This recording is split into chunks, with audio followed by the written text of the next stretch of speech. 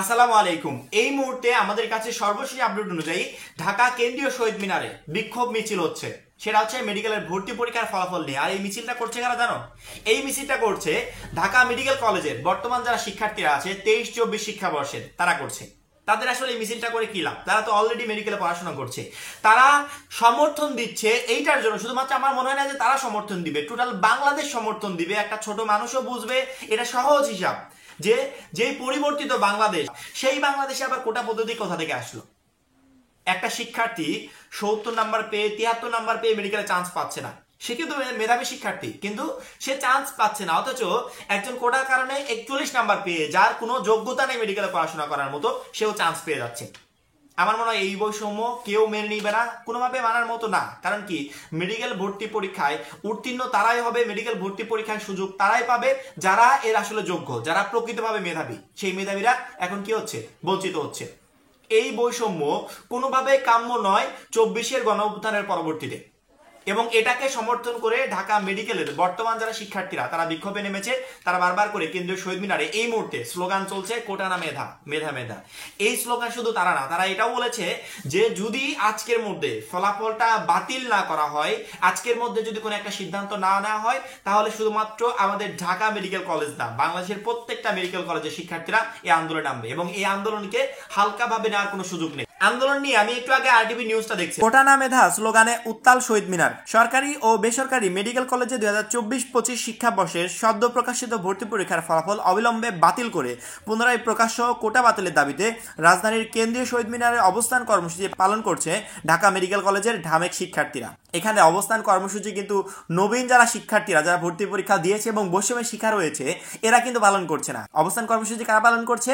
যারা ইতিমধ্যে মেডিকেলে পড়াশোনা করছে। তারাও চাচ্ছে যে যারা নবীন শিক্ষার্থীরা বৈষম্যের শিকার হয়েছে, এরা যেন কোনোভাবে কোনো বৈষম্যের শিকার না হয়। যাদের এই কোটা বাতিলের জন্য জীবন দিতে হয়েছে, আবার যদি সেই কোটা ফেরত আসে, এটা আসলে কারোর জন্যই কাম্য নয়। অবশ্যই যারা মেধাবী তারা আগে সুযোগ পাবে, পরবর্তীতে অন্যদেরকে সুযোগ দেওয়া হবে। মেধাবীরা কষ্ট করে পড়াশোনা করে পরীক্ষা দিল, সেই পরীক্ষায় চান্স পাওয়ার মতো নাম্বারও পেলো, তারপরে সে চান্স পেলো না। অথচ একজন খারাপ নাম্বার পেয়ে, কম পয়েন্ট পেয়ে, কম নাম্বার পেয়ে সে মেডিকেলে চান্স পেয়ে যাবে, এটা আসলে কারোর জন্যই কাম্য নয়। এটা সম্পূর্ণ বৈষম্য। এই বৈষম্য আসলে আমরা, শুধুমাত্র আমরা না, কেউ আমার মনে হয় চায় না।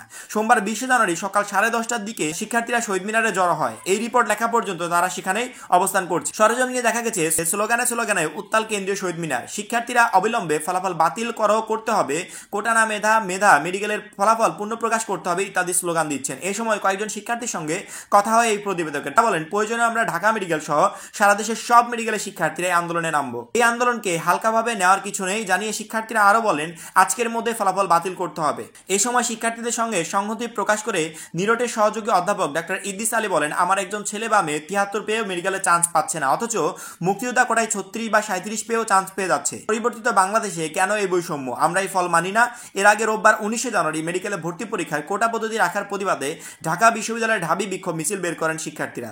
রাত 11টার দিকে হলপাড়া থেকে মিছিলটি শুরু হয়। এরপর বিসি চত্বর ও টিএসসি হয়ে শহীদ মিনারে গিয়ে সংক্ষিপ্ত সমাবেশ করে বিক্ষোভকারীরা। এই সময় তারা কোটা বিরোধী বিভিন্ন স্লোগান দেন। অপরদিকে রোববার 19 জানুয়ারি রাত 10টায় মেডিকেল ভর্তি পরীক্ষায় কোটা পদ্ধতি বহাল রাখার প্রতিবাদে ঢাকা কলেজে বিক্ষোভ মিছিল বের করে বৈষম্য বিরোধী ছাত্র আন্দোলন। মিছিলটি শেষে সংক্ষিপ্ত সমাবেশে বৈষম্য বিরোধী ছাত্র আন্দোলন ঢাকা কলেজ শাখার আহ্বায়ক আফজাল হোসেন বলেন, আজকে মেডিকেল ভর্তি পরীক্ষার ফলাফল প্রকাশিত হয়েছে। ফ্যাসিস্ট সরকারের মতো ছাত্র জনতার সরকারও সেই কোটা বহাল রেখেছে। তিনি আরো বলেন, মেডিকেলে ভর্তি পরীক্ষা 41 পেয়ে চান্স পেয়েছে, অথচ 75 নম্বর পেয়েও কারো চান্স হয়নি। অন্তর্বর্তী সরকারের কাছে দাবি, অতি শীঘ্রই এই কোটা প্রথা বাতিল করা হোক, নতুন করে ফলাফল প্রকাশ করা হোক, এখানে যেন কোনো কোটা না থাকে। আমার মনে হয় শুধুমাত্র তারা না, কেউই চায় না এমন কোটা পদ্ধতি, যেই কোটা পদ্ধতির কারণে মেধাবীরা আসলে বঞ্চিত হবে।